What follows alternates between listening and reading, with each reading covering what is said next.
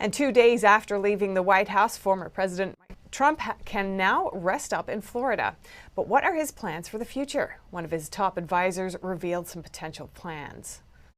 Top Trump advisor Jason Miller tells Just the News that former President Trump has a number of goals in the next couple of years. One of his major goals is to win back the Senate and the House for Republicans in the 2022 midterm elections. This is to stop what he calls, quote, the Democratic craziness. The Democratic Party currently holds a majority in both the House and the Senate. Miller also reveals Trump plans to be the nation's leader on voter integrity. He expects Trump to work closely with state legislatures to ensure election integrity. Miller adds that Trump will start after undergoing a transition period first. But because Democrats are in control of both Congress and the White House, Miller does not believe Washington will address the issue of election integrity. Although Trump has not said whether he will run for president again in 2024, he told his supporters before leaving office on Wednesday that, quote, we will be back in some form. He also said in his farewell video on Tuesday that, quote, the movement we started is only just beginning. On the same day, Miller tweeted a picture of the White House with the caption that says, until 2025. In California, a pastor avoids jail time for not complying with virus guidelines. Instead, he's facing $1 million in fines. NTD's David Lamb hears from those involved outside the courthouse. Santa Clara County called for the arrest and jail time for Pastor Mike McClure and Pastor Carson Atherley for not enforcing church members to follow COVID guidelines. The attorney representing the pastors, Robert Tyler, said that jail time is possible, but the court is seeking monetary fines rather than jail time. This was after a rally and hearing at the San Jose courthouse yesterday. So, at this point in time, it does appear to be off the table.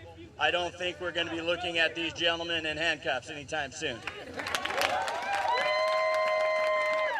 Organizers and supporters of the pastors met before the court hearing. We can't enforce someone else's, it's not even a law, I shouldn't say, their rules, their mandates.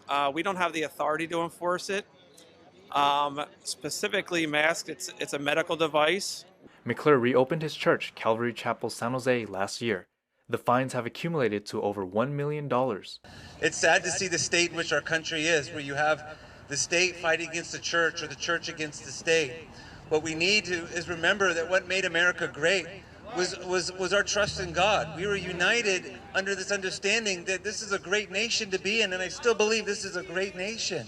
The pastors believe that places of worship help the community's mental health during the pandemic. When you hear from Pastor McClure talking about the lives that are changed because they're coming together and having the opportunity to meet, and souls that are being saved, and lives that are literally saved from suicide. And again, this is a battle that's going to be won in prayer, so continue to lift this up throughout the next week. God bless you guys. The court hearing is next Thursday on January 28th for closing arguments. David Lamb, NTD News, California. The Chinese Communist regime found to have been developing more advanced military drones. And the adversary they have in mind, the United States of America. Beijing is ramping up its production of military drones, according to a leaked document from China's Ministry of National Defense obtained by the Epoch Times. The goal is to spy on and compete with adversaries like the United States. The 2017 document explained the purpose is to arm China's military defense and make it capable of taking on U.S. weapons. The document said the drones could be used to seize information as well as control and restrict other nations' information. Chinese media reported that China spends 0.5% of its military budget on drones, while the U.S. spends 0.8%. Military drones take up a quarter of China's drone market, while China's commercial drone giant DJI claims over 80% of the global market. The Chinese company has been accused of collecting unnecessary information from users. American officials say the company may send Americans' data to China. DJI denies the claims. Police departments from 22 U.S. states use the Chinese drones to enforce social distancing guidelines. The Trump administration banned DJI from buying American products, citing national security concerns. The move dealt a hard blow to the company, who rely heavily on electronic components made in the U.S. Penny Zhou, NTD News.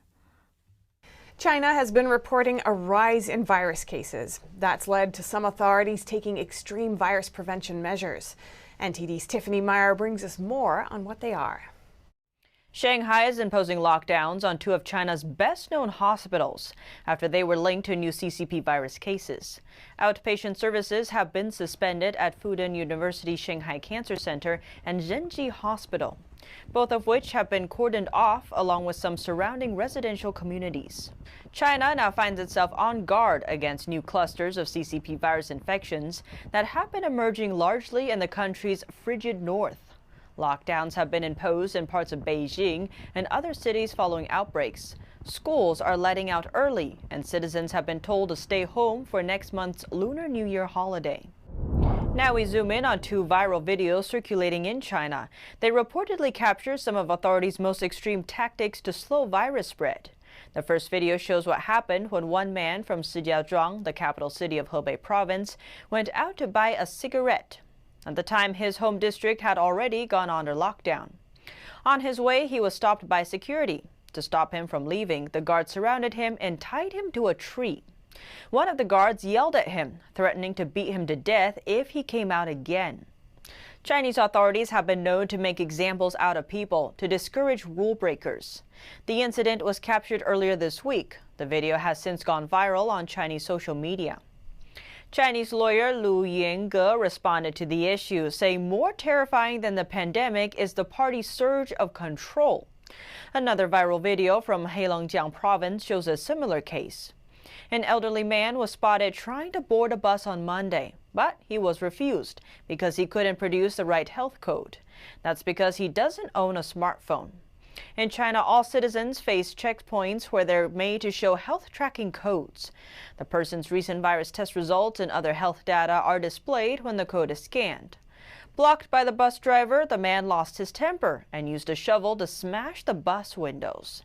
The outburst left two of them broken. But the incident isn't the first of its kind. Since the pandemic started, many of China's elderly citizens who don't own smart devices have faced similar issues. Chinese netizens sympathize with the man online, urging authorities to provide options for people who don't have smartphones. Some suggested communities give out written documents certifying health status.